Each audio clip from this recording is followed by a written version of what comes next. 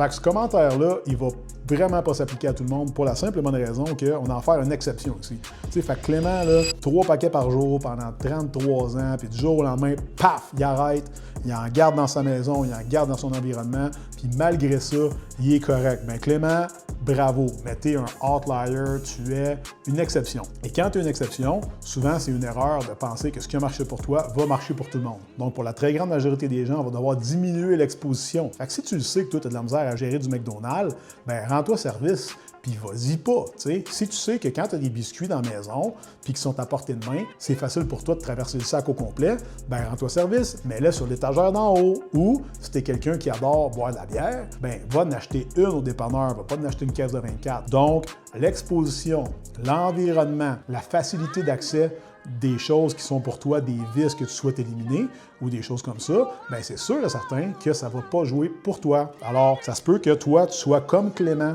mais tu es peut-être 5% de la population qui veut prendre soin de sa santé, tandis que dans le cas qui nous intéresse ici, toi, tu as été capable, puis je vais même lever un petit doute, là, tu sais, écoute, tu as fumé pendant 33 ans, mais est-ce que si tu avais sorti les cigarettes de ta maison pendant 3 semaines, 1 mois, puis que tu n'avais pas fumé pantoute, ou que tu avais réussi à ne pas être en contact avec des gens qui le font pendant quelques semaines, tu aurais peut-être fait « Hey, c'est le fun, hein? Plus pas, je rock pas quand je parle, j'ai arrêté de cracher, j'ai arrêté de me geler le cul dehors, ben peut-être que tu aurais arrêté il y a 15-20 ans. » Tu sais. Fait que ton argument que tu as fumé 33 ans puis que ça fait 4 ans que tu as arrêté, personnellement, je pense que ça enlève du poids à ton argument plutôt qu'en donner. Fait que toi, qui écoutes ça aujourd'hui, serais-tu plus du genre à éliminer le plus possible les sources de tentation ou à te mettre carré dedans et à te fier juste ta volonté? Comment tu